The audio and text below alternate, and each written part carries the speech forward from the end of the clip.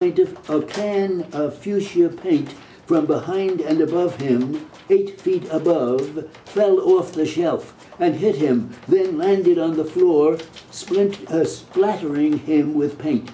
He quickly turned to see what had just happened. Now, Dr. Trapp didn't see where the can of paint came from. He was looking this way. It happened behind him, but his friend was also looking at stains some distance down the aisle, and what you are going to hear in a few minutes from his friend is that he turned to say something to Dr. Trapp, and as he did that, he saw the can of paint fall off the second from the top rack of shelves over 8 feet tall. That's the case. That's what happened.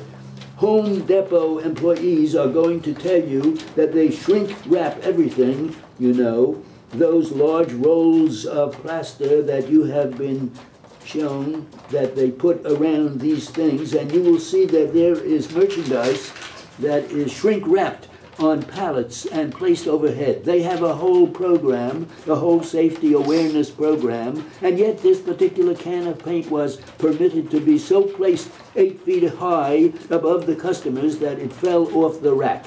Nobody touched the rack. Nobody was in the area looking at paint. Certainly nobody was on a ladder 8 feet high looking for paint. It fell. That's what happened. It shouldn't fall. The policies and procedures for this sort of thing are such that it shouldn't happen. It shouldn't happen in such a way that it causes an accident as it did here. After the accident, an employee came over to Dr. Trapp, an unknown employee. He has never been identified, and brought Dr. Trapp to the washroom, helped clean him off. He had white paint all over him and told him, "We will pay for your clothing."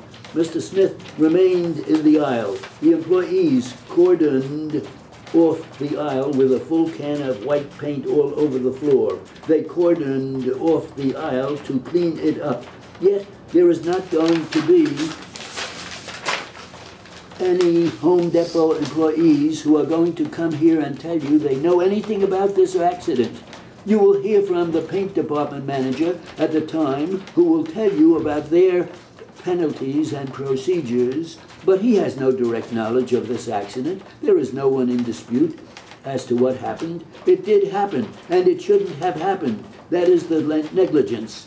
The negligence is in placing a can of paint 8 feet up or higher in a dangerous position, and it did exactly what it could be foreseen it would do, and precisely what all of their safety awareness programs are designed to prevent. It fell from a height, causing an accident. That is why we are here today. That is what you are going to be asked to do.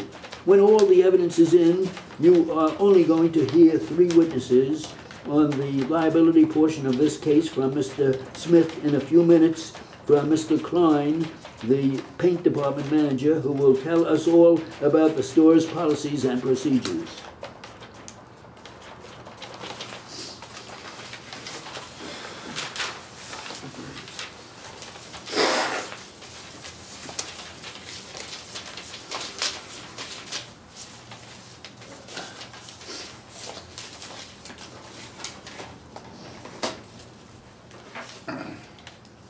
How's it? How do you spell fuchsia? F-U-S-C-H-I-A. How? F-U-S-C-H-I-A. How do you spell fuchsia? I don't know. I'm thinking F-U-S-C-H-I-A. F-U-S-C-H-I-A. F-U-S-C-H-I-A. Wrong. Wrong? Is it S-C? Is it? Now, let me tell you how to remember it so you'll never forget it. Okay. It's named after a German physicist who developed that color. Ah. Dr. Fuchs, F-U-C-H-S. It's spelled F-U-C-H-S-I-A. I-A. F-U-C-H-S-I-A. So whenever I think we get that word, oh, Dr. Fuchs, yeah, F-U-C-H-S. Oh, that's a good one. Yeah. Because it's not pronounced that way. That's what I was Yeah, thinking. Yeah, well, it's the not. C-H-S is sure. I mean, Okay, F-U-C-H. S-I-A. Thank you. Ah. A couple of years ago, I used to have that as a trick spelling word, but no one ever spelled it correctly. Now, if you put that in a transcript, they probably say, "You got this wrong." Yeah, oh, well. Or they don't know Either, and they don't know. Exactly. Who wants to read it? Noah, did you get that? Okay. Ladies and gentlemen, unknown to the plaintiff, a can of fuchsia paint 8 feet above him fell. From behind and above him? Yeah, I guess so. 8 feet above. Fell off the shelf and hit him, then landed on the floor, splattering him with paint. He quickly turned to see what happened. What just happened? What had just happened? What had just happened. Now, Dr. Trapp didn't see where the can of paint came from. He was looking this way. It happened behind him. But his friend was also looking at... I have stains. Yeah, I have stains too. Stains, some days. Some distance downtown. down the aisle. Down the aisle. Shoot. What you are And what? going to hear in a few minutes from his friend is that he turned to say something to Dr. Trapp. As he did that, And as he did that. he saw the can of paint fall off the from the top rack of shelves over 8 feet. 8 feet tall. That is the That's the case. that is the case. That's the case. the case. That is what That's happened. what happened. Home Depot employees are going to tell you that the shrink wrap. That they shrink wrap everything. Those large rolls of plastic. You know those large rolls. You have been shown. You will see there is Rolls of plastic that you have seen that they put around these things. And you will see. You will see there is merchandise that is shrink wrapped. That is shrink wrap. Oh, right, that is shrink wrapped on pallets and placed overhead. They have a whole program, a whole safety awareness program, and yet this particular can of paint was permitted to be so placed 8 feet high above the customers that it fell off the rack. Nobody touched the rack. Nobody was in the area. Certainly nobody was on a ladder. Area looking at paint, certainly. Nobody was on a ladder 8 feet high looking for paint. That's what happened. It fell, that's right. It shouldn't fall. The policies and procedures for this sort of thing, this shouldn't happen. Are such that it shouldn't happen. It shouldn't happen in such a way as to cause an accident as it did here. After the accident, the employee came over to Dr. Trapp, an unknown employee. He has never been identified. He helped clean him off. Oh, okay. Dropping too much.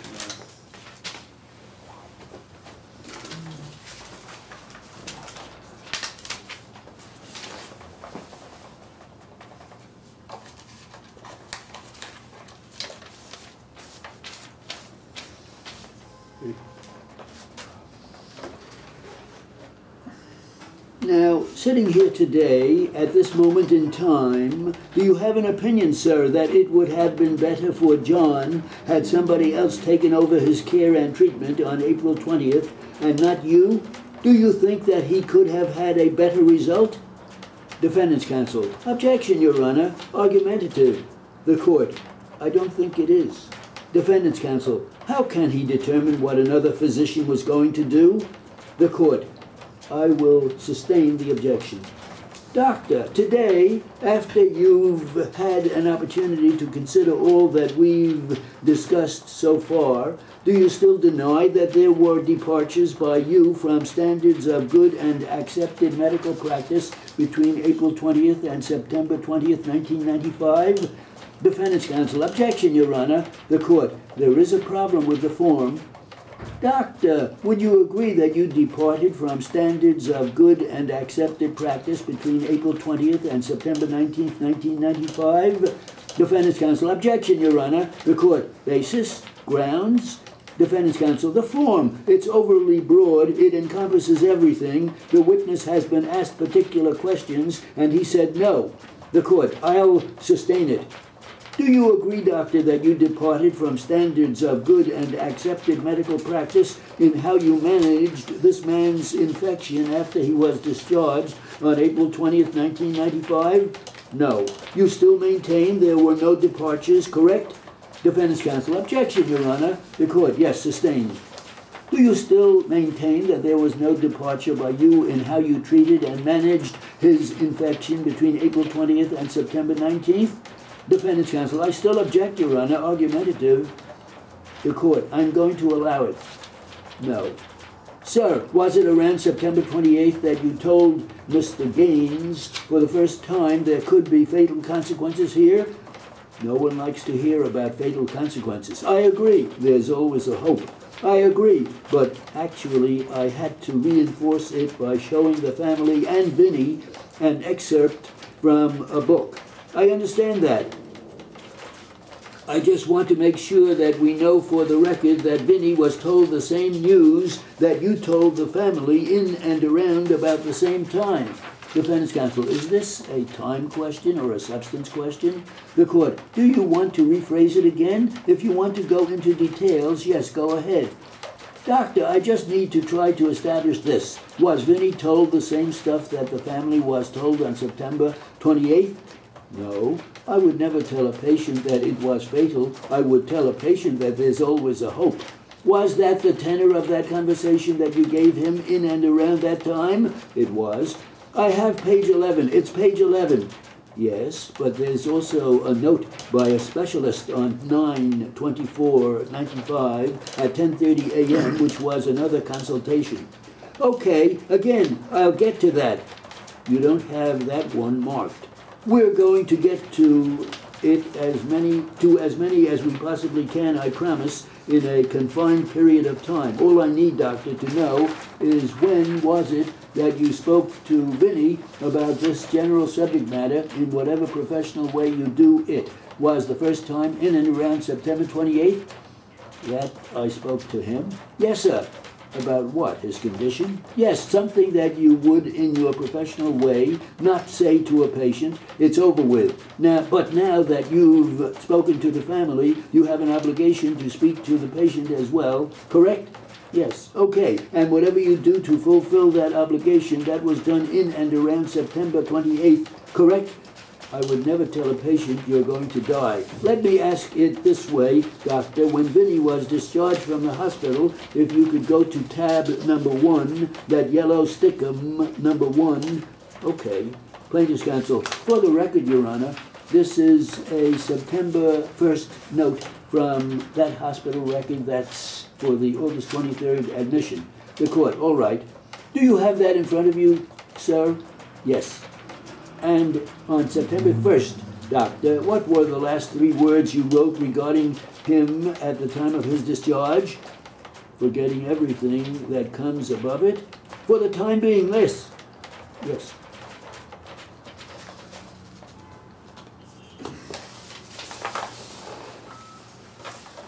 That was good.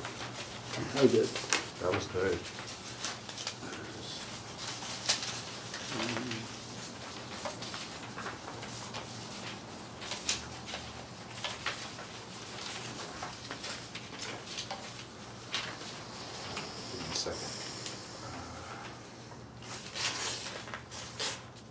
Page 170.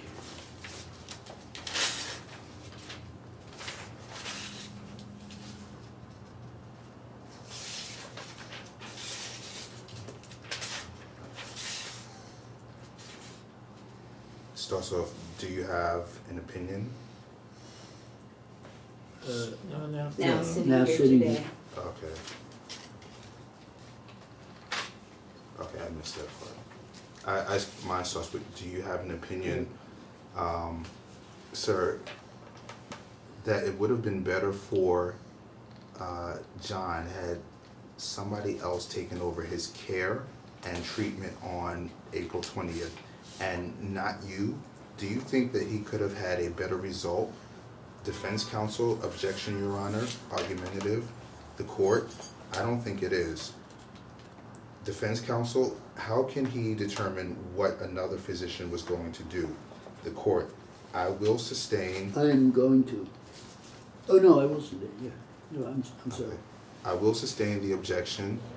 Question, doctor, today, after you've had an opportunity to consider all that we've discussed so far, do you still deny that there were departures by you from standards of good and acceptable medical practice between April 20th and September 20th, 1990? That was good and accepted. Oh, right.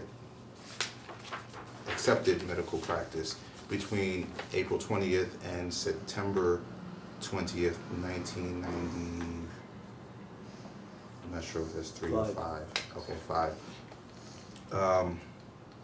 Defense counsel, objection, Your Honor. The court, there is a problem with the form. Question, doctor, would you agree that you departed from standards of good and accepted practice between April 20th and September 20th, 1995? Defense counsel, objection, Your Honor. The court, basis, grounds.